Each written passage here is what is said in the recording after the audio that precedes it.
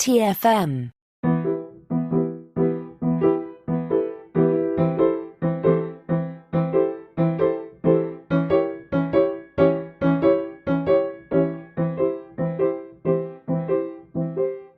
Welcome, stargazers, to another episode of The Artificial Tango. I'm your host, Christopher Jones, and with me, as always, on not this show, but many others, is my esteemed co-host, Matthew Rushing. And Matthew, I'm so happy to see you, even if this world we're in is not quite what we expected.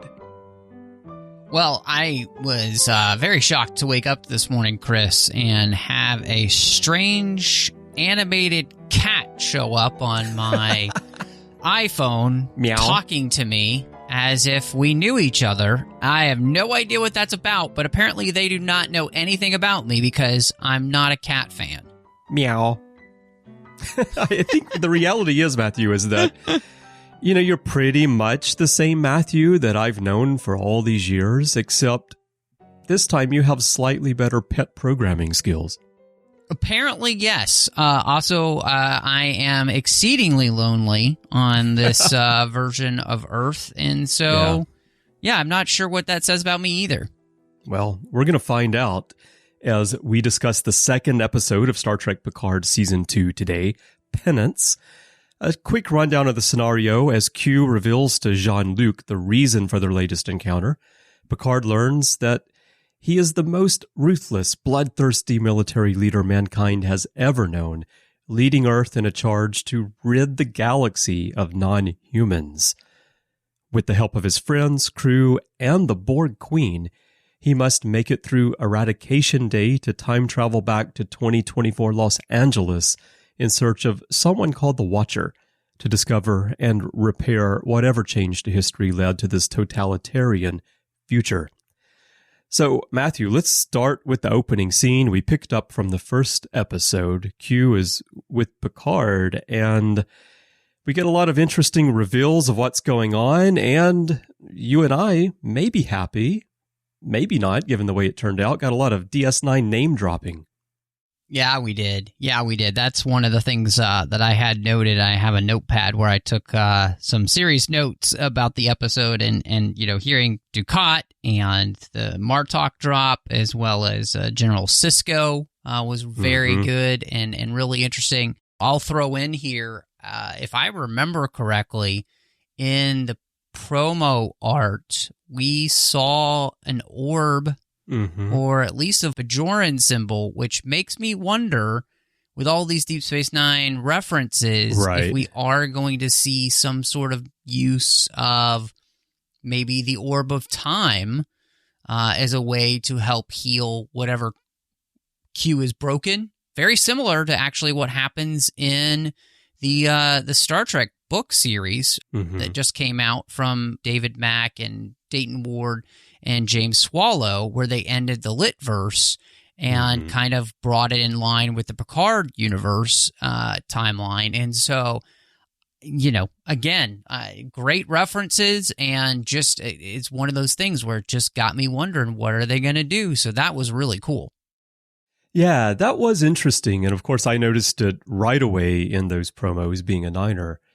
And it's not an orb, it's the Reckoning tablet that they found in Bahala. And that tablet is like 30,000 years old, and it has all these inscriptions on it. And so I don't know how it might tie into this story. At first, I was thinking that because Picard is so into archaeology, he's gathered these artifacts around, and that's the reason that it's there. But seeing where the story's going, hearing the DS9 tie-ins, it's certainly possible that orb technology is going to somehow come into this. I would be a bit surprised if that happens, honestly, but it's certainly a possibility. And I don't think that they put the Reckoning tablet there on the table just randomly, throwing in pieces from past episodes for fun. It probably does have something to do with the story in some way, but I don't know what.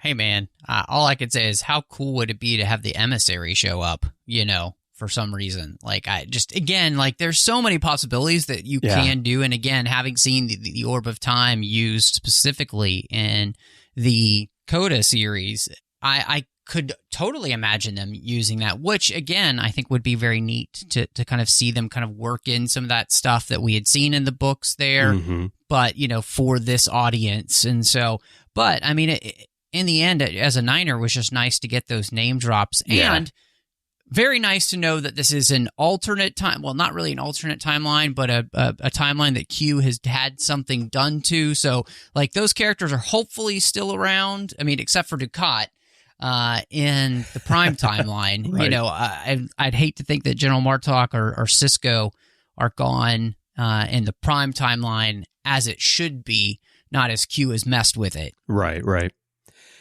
I have one idea. I think it will be very difficult for them to get Avery Brooks to come back and be on the show, but something I think might work really well is that Q snaps his fingers and transports Picard into that scene from William Shatner's The Captain's documentary where Avery is sitting there playing piano and talking, and like you don't have any idea what he's going on about.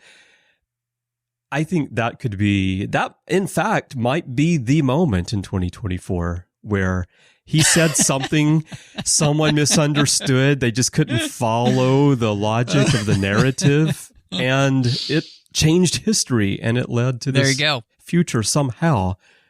I don't know how, but somehow. It could be. So one of the, obviously, I think the beginning of the episode and a lot of, I would say the first probably 25 minutes of this episode are really about kind of filling us in with a lot that's happened in this universe and what's caused that to happen. And the biggest thing, I think, you know, Q gives a lot of really interesting tidbits and details about what's going on with Picard and why this is all happening, and basically why he's put him in this universe as it is this way. And he says a couple of really interesting things. One, he says that something about Picard is dying, and Q says that he is the suture in the wound. We get the idea that Q himself isn't well. So that idea that something in Picard is dying, I thought was really interesting. And I think, you know, both you and I touched upon this last episode where we talked about this idea of that this really does seem to be about Picard having never actually let himself grow. In fact, that it's his inability of vulnerability with any one person fully that's really causing this. And I think when, you know, when Q said that, I was immediately struck by that's the Picard, part of Picard that is dying because he's lived so long and squelched it for so long that it's finally, it's like that flame is just about out. Yeah. And like you said, it seems that Q is also not well, and Picard comments on that here and there. And it made me start thinking about the connection between the two of them, because of all the people in the universe that Q could go around and harass. And he does go and harass Janeway from time to time, but, you know, he left Cisco alone after one encounter. But Picard, he keeps coming back to, and he likes to give Picard these challenges and give him a helping hand, but also put him in danger. But it almost feels like there's a connection between Q and Picard that became established after their first encounter, that became stronger over time. And it could be that because something in Picard is not well, that is also impacting Q, and maybe Q needs to help Picard recover so that he himself can recover. I think, you know, I kind of thought the same thing that you did in that way. And that, so this is why, you know, Q is back, because it's not an altruistic thing. And I'm wondering if they're going to tie that into the first season, in the sense that because Picard had died, literally, and then was brought back, and that this part of him is continuing basically to die because he's not allowing himself to open up. He won't be vulnerable with a person fully.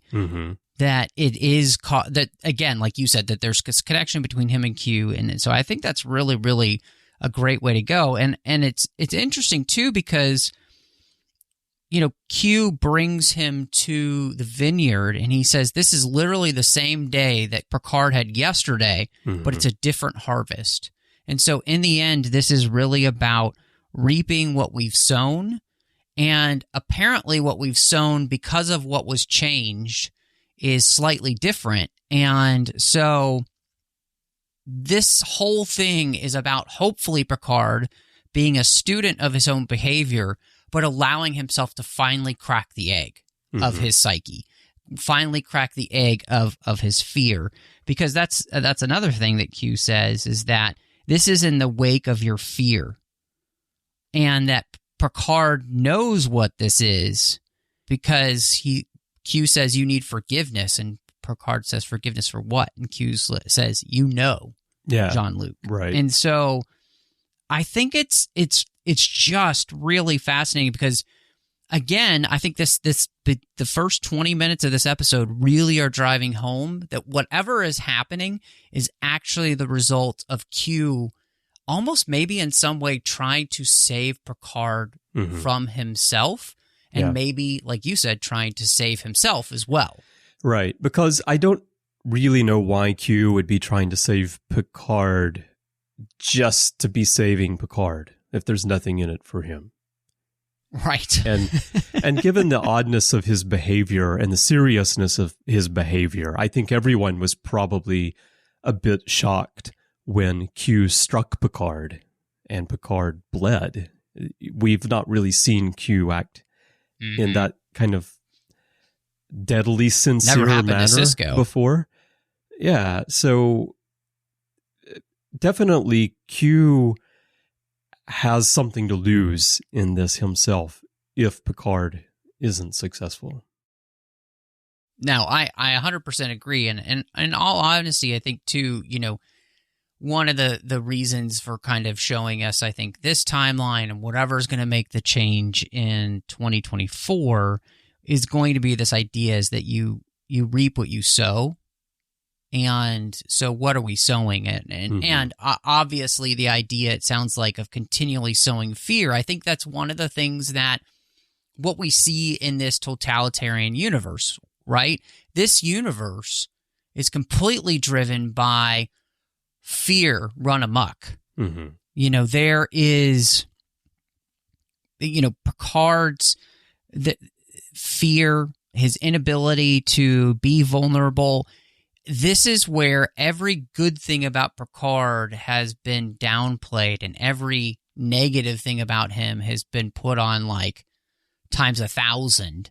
And that's that universe. And so obviously they're really, I think, going to be playing with this idea of through where we see the Confederation, but then what we see most likely as being whatever the link, the one thing, you know, the Borg Queen says it was one thing that got tweaked in 2024. And so that'll be really interesting to see where they go with that and how that works. And again, what does that have to do with Picard when it's in 2024?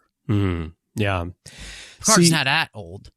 Yeah. See, if they had said that it was in 2021, I would have thought, well, probably that one little thing that got tweaked was that CBS, Viacom, Paramount, they pulled Star Trek off of Netflix globally 2 days before Discovery Season 4 premiered.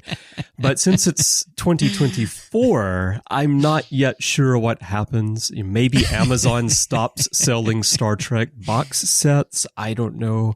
Something, though, is going to change the future. That could be it. Yeah. That could be it. That'd be funny. Last time we asked each other the question, why 2024? Specifically 2024. And what you just said may be one of the reasons. I mentioned that it's probably related to the general sci-fi goal of commenting on society. So social commentary, giving us warnings of what's coming up, allowing us to reflect on ourselves. And as you just said, it's sort of fear run amok. And this is a world that's built entirely on fear. And if you look at our world today, we're constantly being fed fear by media, by politicians. Everything is fear driven. Not literally everything, of course, but close. Close, right? All you need to do is open up pretty much any news website and read the headlines. And even if the story itself isn't driving fear as much, the headline is. And so we are living in that world, and it's sort of a warning that if we continue to do that, we condition ourselves that everything is bad and negative and falling apart all the time. It could lead to a very bad future. Well, and I think that this episode also kind of, in many ways, it helped me understand why we have the characters we have, I think, in this season. And I think specifically the characters along with Picard that are similar are obviously 7 of 9. And also Agnes, because what do we find out about Agnes in this episode is that she has a complete inability to function in any relationship with a real person. Right. And that she has this sense, the Borg Queen says, of unbelonging. So there's this intense amount of loneliness in her, and she has no way to understand that completely so that she can overcome it. In many ways, the same way that Picard and 7 have the same type of issues. And so there's this mirroring happening with all 3 of these characters.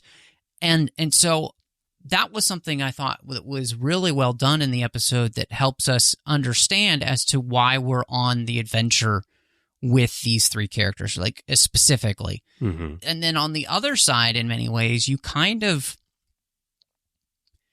mirror them with somebody like Rios and with Rafi and Elnor, and those 3 characters are not in that place, right? They don't have this problem. I mean,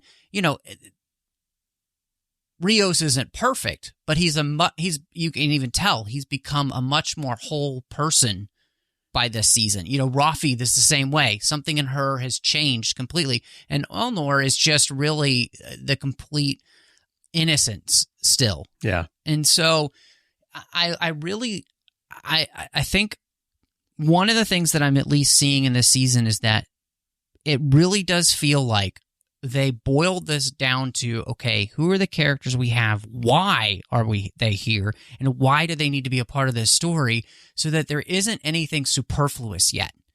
And if that continues, this could be one of the best seasons of Star Trek of all time, because this, so far, has been very cohesive. Yeah, I'm curious to see if it remains so cohesive. But yeah, me too. Yeah, I mean, I think that's a great way of looking at this core set of characters and how they mirror one another as groups and being similar. And the Borg Queen, her presence, I thought, was interesting in that observation that she made about Agnes that you just talked about, because they've set up the Borg Queen. The Borg Queen can kind of see many threads of reality, has insights that other people can't see, and she senses that right away. The fact that Agnes starts up this kind of argument with Rios at a critical moment when they really need to be focused on getting everyone out of there, I think also highlights what you're talking about, where she just cannot function in this kind of relationship. And they set that up in the first episode when the Deltan was hitting on her. And even if you look back at what happened to her last season, you can see that. So I think they've evolved Agnes's character very well in a way that feels natural and makes sense. And particularly, it works well in this season for what this story is going to be. And they've kind of made her the comic relief, but in a way that feels natural. I don't feel like they're going for cheap laughs every time. It's just the way that she presents things is funny. And I will say, I think she might be the least successful character right now for me personally. She's a little bit too modern. I can see that. Rafi skates that line, Yeah. But I think Rafi does it much better in the sense that, especially the way she's written now, she's just so much more relaxed as a person and a character. Yeah. So those things seem to come. But this, people might hate me if I say this, but I'm going to say it anyway. She reminds me of the Tilly character. It's that nervous, like, I can see that yammering that she does, Yeah. and again, it is very, very modern when it comes to the type of dialogue that she's delivering. That's true. And I will say that's definitely something that's modern Trek, these days. It's much less Shakespearean as the other series have been, where they were, especially, I think, the 24th century Trek, very much more rooted in a kind of stage play, Shakespearean type of language. So, all that said, though, again, I think you are right in the sense that you can see the cracks in that character's armor, and it'll be interesting, again, if they can keep this cohesion throughout the season. These characters, especially those three, will absolutely not be the same by the end of this season, which is phenomenal. I mean, that's kind of what we want when we're doing this type of television. Yeah. That's a good observation. Or as Elnor would say, that's a great observation, because he has absolute candor.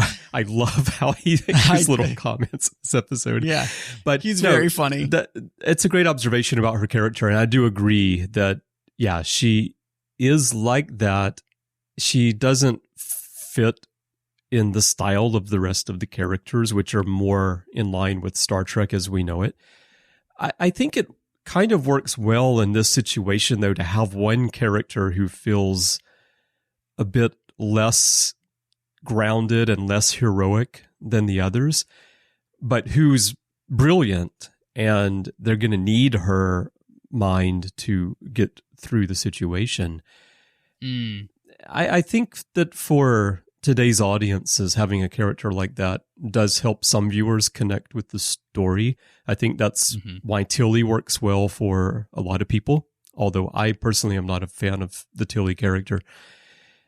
I think a difference here, too, though, is that Agnes is not being elevated to try to be one of the leaders of the ship, whereas Tilly rises all the way up to being first officer at one point in Discovery. Oh, goodness. And that makes a little bit of a difference. But I will say, though, that in one way that Agnes is a completely successful character, and this overrides any other concerns that we might have, is the fact that she gave Seven the nickname Annika Seven Shots. Yeah, so that was pretty great. I really want to go drinking with Annika Seven Shots. The story she came up with for that was fantastic. And then when she riddles off the lie about like the Romulan plot with the Borg and all this, like it is great. I mean, and so again, I think there are definitely some really interesting things about the character. And I wanted to, there's a couple things in this time period I wanted to talk to you about because I thought were really interesting. One was, did you notice that the Confederation emblem kind of mirrors Cobb's top totem in Inception? That it looks very similar to that. Okay. Which is very interesting to me because the top for him was the totem to let him know that he was in a dream or not in a dream. So you're talking about the top that he spins, like, and yes. I remember at the end of the movie it's spinning again, yes, right? And exactly. You still don't know. I see. Yeah, so the idea to me of like that this universe almost is like possibly a dream. Mm-hmm. So anyway, there's something that really struck me in the design. Because it was very evident because it was a very interesting symbol to choose for that. So I thought that was really interesting. I'm wondering what other people think of that. And then the second was, did you notice that the rhetoric of the other Picard from that universe sounds so much like the propaganda tapes from Starship Troopers, the movie? Maybe. I haven't watched Starship Troopers in years and years since I read the book and then I watched the movie after that. But But that makes sense for sure in terms of the type of story that we're getting. Waiting. Yeah. I just kept waiting for somebody to go, would you like to know more? That might come up. One thing I noticed, an obvious thing I'm sure everyone picked up on with the Confederation emblem, is that it also mirrors the United Federation of Planets emblem in a way, but with just the one star, meaning Earth, with the others gone because they've been eradicated. And I thought that was a nice little artistic evolution of what we're familiar with for this universe. Because in Starship Troopers, they say the only good bug is a dead bug. Yeah, right. You know, and that's basically the same type of rhetoric we're hearing from, like, the only good alien is a dead alien and or slave, right? Yeah. And so it's so over the top, right, that I think it's very interesting that, you know, this universe just doesn't really feel real in some ways, right? But and so I'm really wondering then how they're going to bring all of that together, and that's where the idea of like a top or something, and there being this one thing that's changed. It's like I almost feel like this does kind of come back to what we were talking about in the first episode, where it's Picard and the tapestry, the road not taken, and that he has that Q is trying to get him to see by continuing to take the road of invulnerability and lack of vulnerability, that he is committing himself to a type of death, as well as this is what happens when everybody does that, right? Yeah. And I think that's kind of one of the things where we're going to get the cultural relevance to today, which is we need to be more vulnerable with each other. We need to be learning to trust one another. We need to be building bridges towards one another, not, you know, setting them on fire. And so that's where I see all this stuff kind of like maybe coming together in the final few episodes. Yeah. Because if Picard is deluding himself by feeling that he's invulnerable, not letting anyone in, and then if everyone does it and you have a mass delusion, it leads to this. And also the idea... mass delusion, great point, Chris. That's an excellent way to put it. Right. And also the idea of like the flock of sheep, you know, everyone following. I think that today we tend to get into these groups and just follow one thought and not really think for ourselves enough and not try to find out the reality of what's going on enough, and get facts and not rely on one voice to guide us somewhere. I think that we see that more and more and more, which could also lead to, like you said, what if Picard does this happens? What if everyone does this? And then it leads down this road. Yeah. Well, and then part of that, I think, and maybe this is almost even a reflection, right, of the first season. Like, isn't that kind of what we saw in the first season, which seemed to be the antithesis of all of Star Trek, right, that we'd been seeing in the 24th century? And I think that's why many people, myself included, kind of reviled against that idea. Like, we were supposed to have grown past this by that point. That was the whole point of the 24th century. And so this season, I think maybe this is a way of playing with some of those ideas in a way that actually, instead of it dealing with the Federation on a whole, it's really dealing with the person we should have been dealing with the whole time, which is Picard himself. Right. Yeah. One other thing we should talk about that we predicted last week, and it appears to have already turned out to be true, is that I said probably the Borg Queen is around because Picard and the Borg Queen are going to have to work together somehow to restore the timeline, not only so that the Federation is saved, but so that the Borg are also saved. And that actually came out in the dialogue in this episode. The Borg Queen says the hive is gone, and they ask her, will you help us get back to a future where the collective exists for you as well? And that seems to be the reason that the Borg Queen is here, not simply oh, wouldn't it be cool to have the Borg Queen because she has this connection to Picard. No, I agree. And I thought the other really nice thing that they do here is, and obviously they're really tying into the idea that she understands that there's a change in time. She's the one that helps them pinpoint when the change came because of her temporal knowledge that she has, which is great. I think excellent use of those type of things, and all seems to make sense when we talk about the Borg. And again, if you haven't read Coda, this is actually something that kind of plays in with that, which is really cool. And the idea that she's the one, they talk about Spock was there for the original Enterprise to do the slingshot maneuver. Well, none of them are good enough to do that, but she can. And so again, having her there, and then on top of all of that, like you said, Chris, one of the most important things in this idea of the enemy of my enemy is my friend, and with them having to work together in that moment, right? Will the Borg let itself be vulnerable with the Federation and choose peace finally? And will the Federation allow itself to be vulnerable and choose peace with the Borg? Which, as Picard said, this could be a momentous occasion and change the entire future as we know it.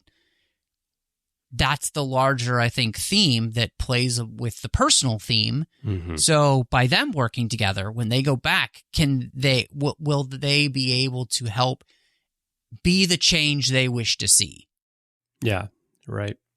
And I very much hope that if they do the slingshot around the sun maneuver, I hope we get foam heads of Picard and Raffi and Agnes and everything floating up as they go back in time. Yep. I want to see like a 21st century 2022 version of that drug trip from the voyage home. Absolutely. And everybody will get their special brownie out when that scene comes on. And that's exactly what needs to happen. What needs to happen. Right. The only question is, which park in Los Angeles will they land the La Sirena?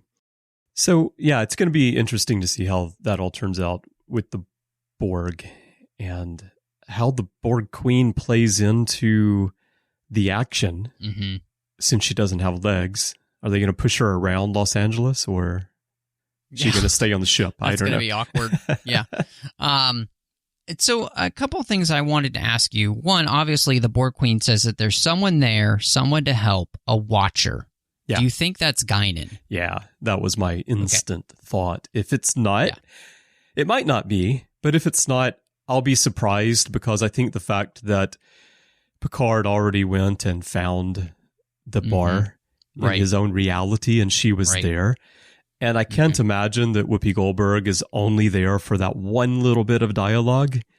Sure. And the way that the way Star Trek storytelling works, and the way that the dynamic between Picard and Guinan works, is that she counsels him, and then there's a follow-up session.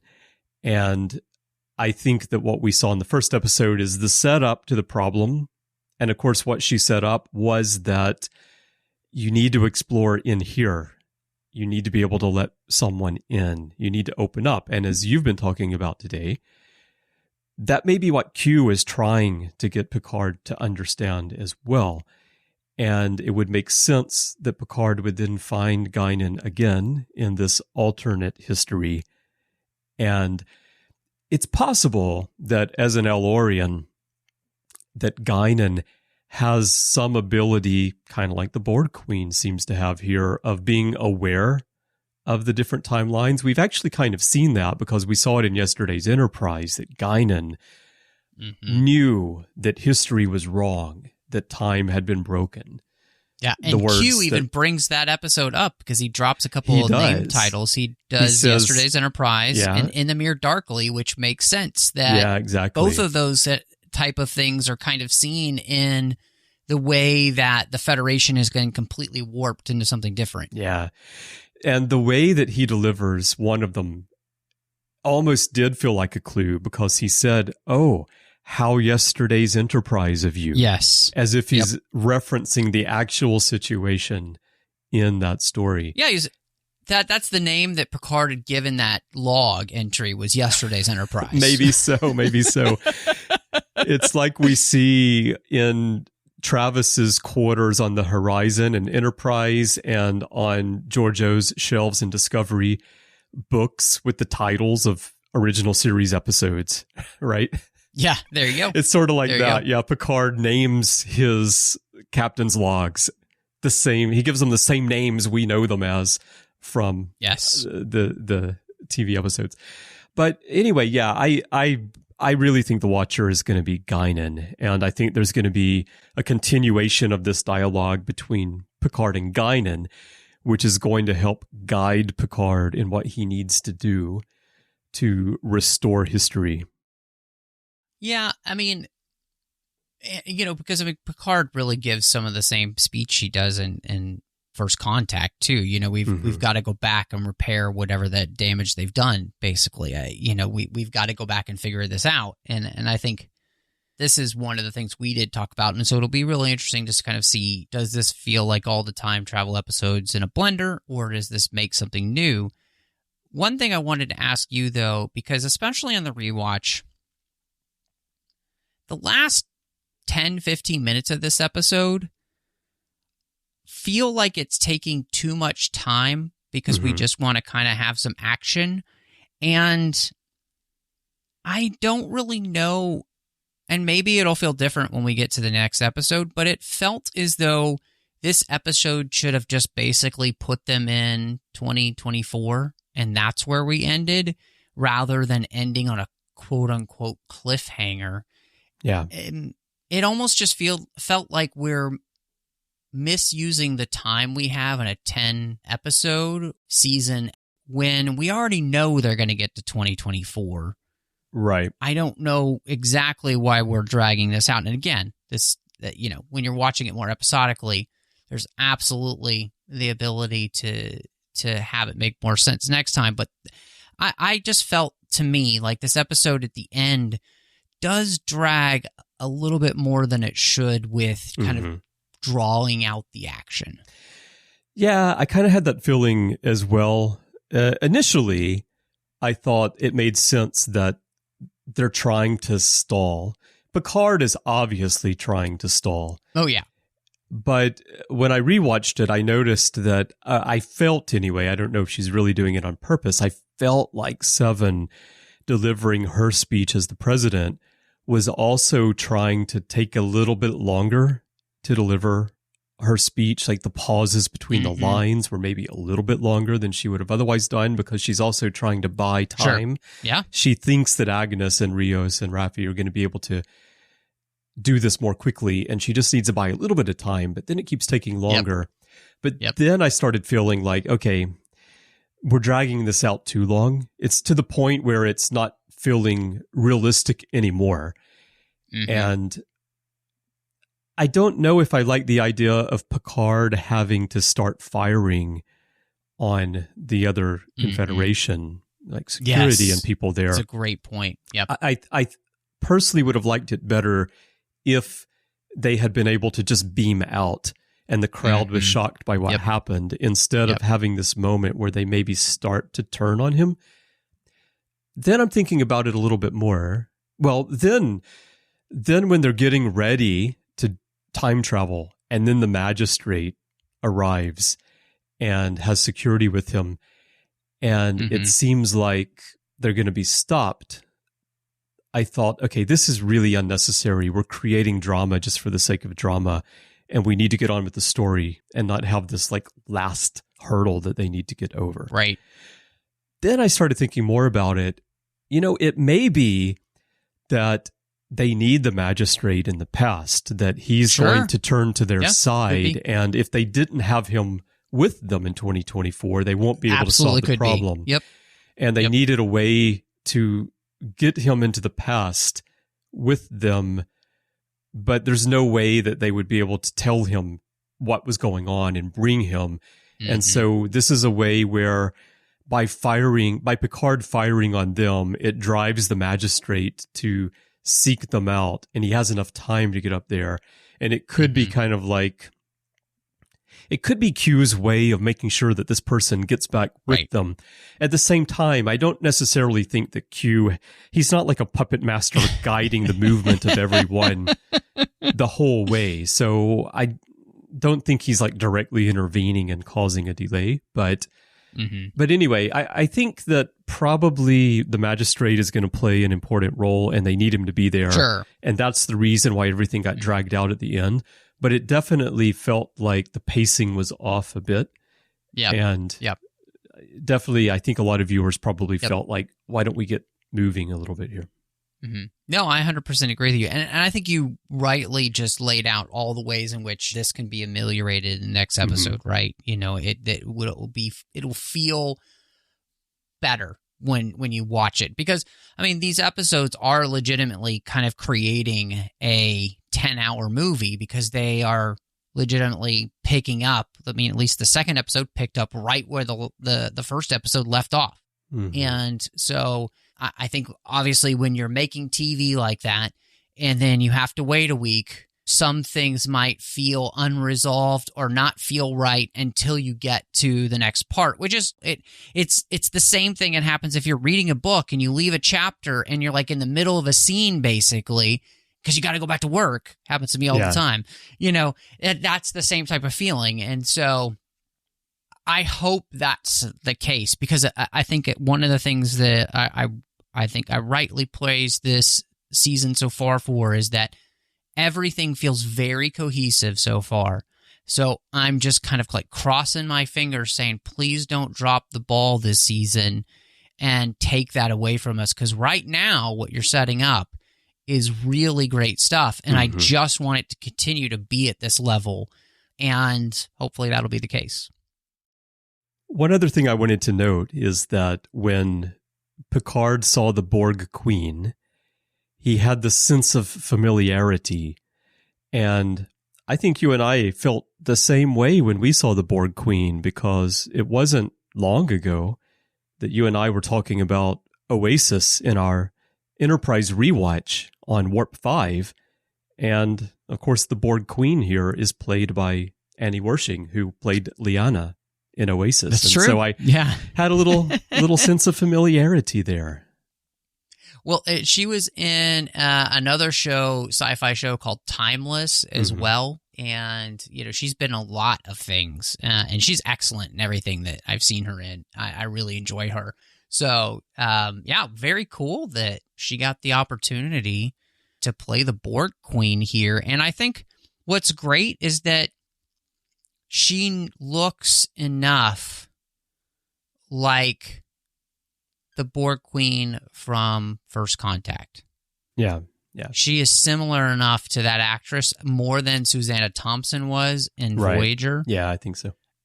And so I think that's something that really helps. And the makeup job on her is phenomenal. Yeah. Like, they've done a very good job. I feel like they've kind of aged her a little bit as well to fit into the fact that everyone else is aged.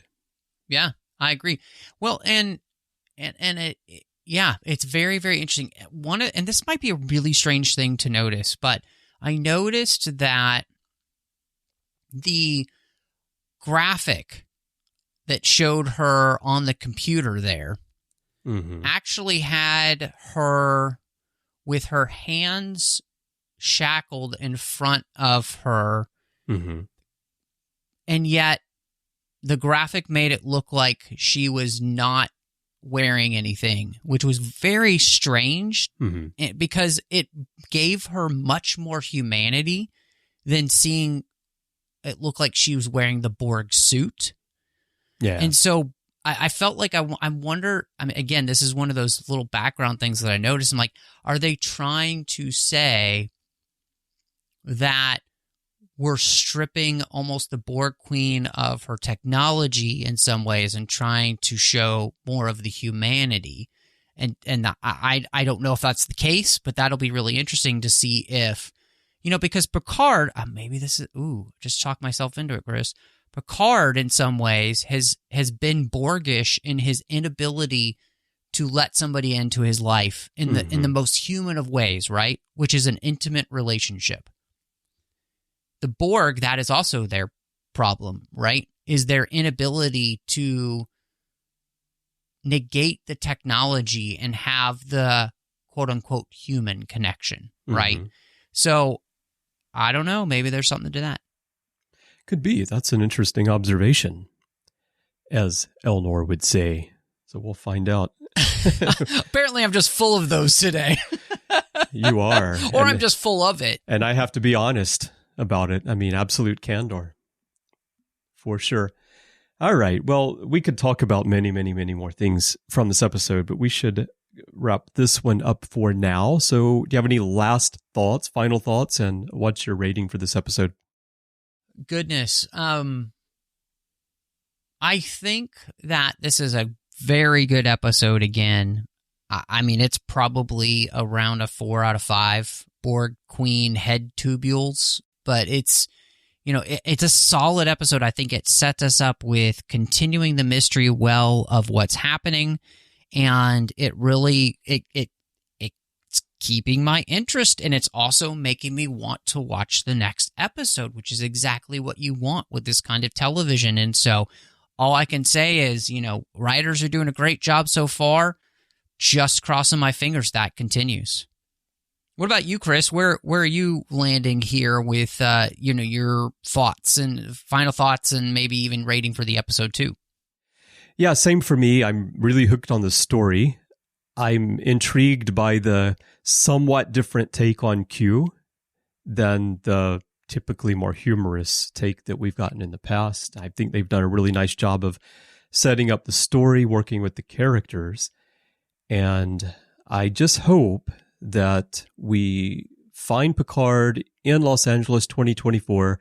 Part of solving the mystery is that they all have to get jobs as highway repair crew, striping the street so that we can hear Picard once again say, "The line must be drawn here!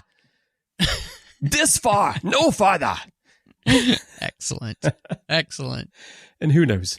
Maybe that will happen, because there's always road construction going on. That would be fantastic. In cities like that. So yeah, I'm going to give this one 7 shots plus 1 enjoyed with Annika Hansen. Well, everyone, we would love to hear your thoughts on Penance, on where you think the story is going.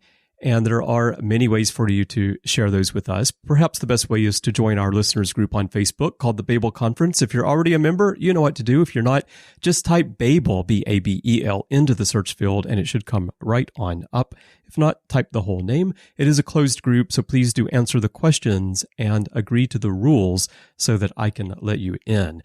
And we will have a post there for this episode of the Artificial Tango, and you can add your comments and interact with fellow listeners and us there in that thread. You can also send us email if you like. Just go to our website, trek.fm/contact, use the form you find there, and choose to send to a show. Choose the Artificial Tango, and that'll come to Matthew and me by email. And of course, you can find us in social media. Our username on Twitter is TrekFM. Same goes for Instagram and everywhere in social media, and we'd love to hear from you there. Now, Matthew, when you're not picking out just the right outfit so you'll blend in 2024 Los Angeles, where can people find you? Well, you can also find me all over social media under the name MattRushing02. So that's Instagram, Letterboxd, Twitter, Vero, all of those places. Here on the network, too, you'll find me doing the 602 Club, which is our whole other side of the network. We have so much devoted to Star Trek, we want to talk other things. So the 602 Club is the place we do that. There's some great bonus shows in that feed as well that you can find. Snyder Cuts, as well as Assembling Avengers, doing with John Mills, talking about some very specific subjects, which is a lot of fun to do.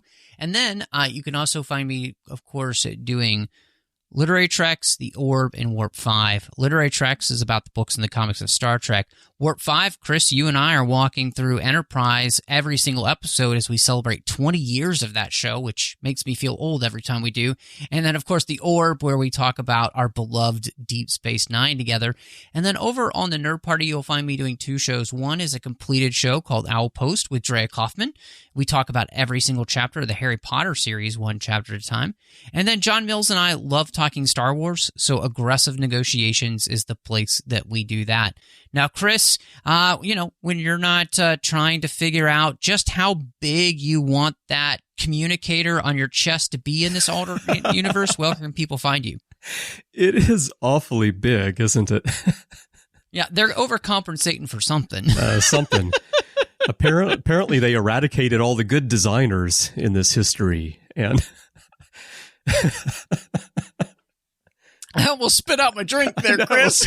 I wish people could see you on video. I said that right as you were taking a drink of water, and that was took great. you a minute to recover there. So. But yeah, when I'm not making space on my chest for that giant badge, you can find me elsewhere on the network doing, as you mentioned, The Orb, where we talk Deep Space Nine, talking Enterprise with you on Warp 5. I have Interphase, Larry Nemechek and I do the Ready Room from time to time, and I'm doing all kinds of other things as well, so check those out. And if you would like to chat with me, Twitter is the best place. That's where I'm most active. My username is C. Bryan Jones. That's the letter C and Bryan with a Y. That's my username everywhere in social media, but Twitter is where I'm most active, and I'd love to talk to you about Star Trek or Japan or whatever you want to talk about. I'm always up for a conversation, so hit me up there. Now, if you would like to help us keep this show and everything that we are doing on the network going, we could really use your help through Patreon. If you'd like to find out how to get involved in the network, please visit patreon.com/trekfm. That's patreon.com/trekfm. And you can find out how to help us out, get involved. And I'd like to send a huge thank you to everyone who is supporting us there. And Matthew, we would like to send a huge thanks to our associate producer of The Artificial Tango, Cornelia Rutner. Cornelia is supporting us through Patreon with associate producer credits, and we really thank her so much for helping us do The Artificial Tango without throwing out a hip. Very important. It's very important, Chris, especially at our age. Exactly, yeah. So thank you, Cornelia, so much for your support. And again, everyone else who would like to help us keep the network going, please do check us out on Patreon. Well, Matthew, I am very curious to see where the story goes. I'm getting all set. I'm baking the brownies now. I'm getting ready for that time travel slingshot around the sun, and looking forward to talking about it with you next week. Chris, I can't wait, so make it so.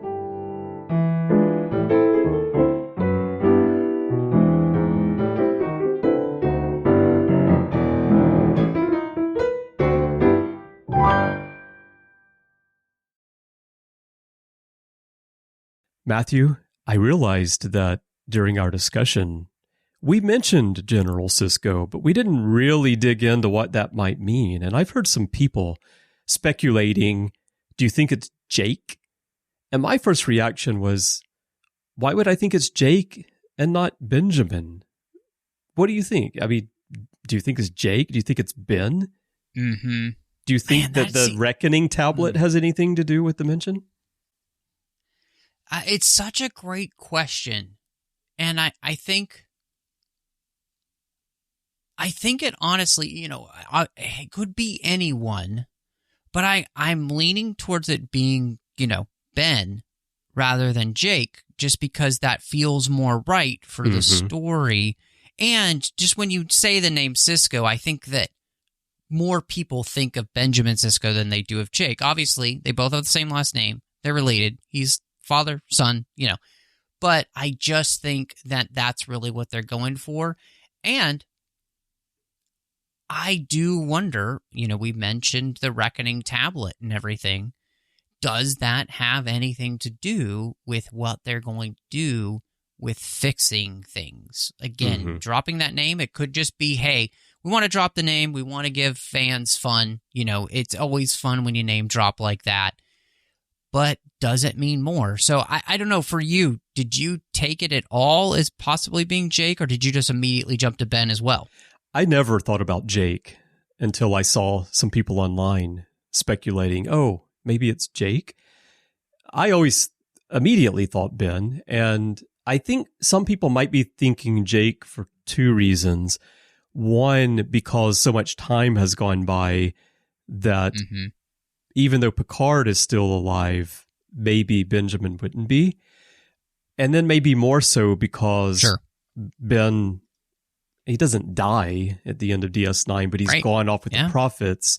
It's true. And for those who haven't gotten into the novels and all, we don't know what happens to him after that. So people are kind of assuming that Ben is gone.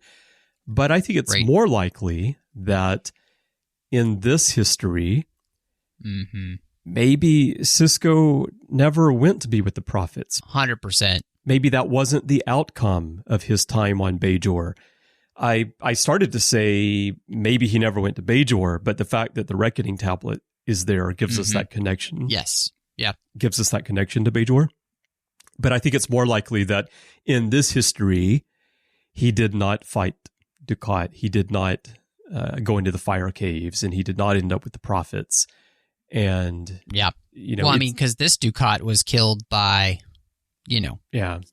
Picard, and he's the reason that he has the artificial body. So which I thought was an interesting. They're saying, I think that that is not the history of this Sisko. Yeah.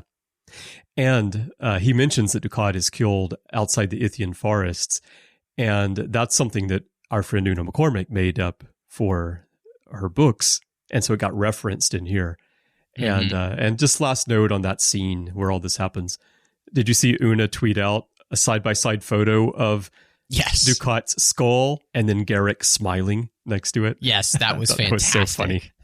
It's phenomenal. Yeah. Anyway, but I love the Sisko reference, speculating on what it is, and the DS9 tie-ins in this episode. And in all honesty, I'll say I do hope that this does involve all of that somehow. I think that would be phenomenal. So I guess all we can say is we'll see. We'll see.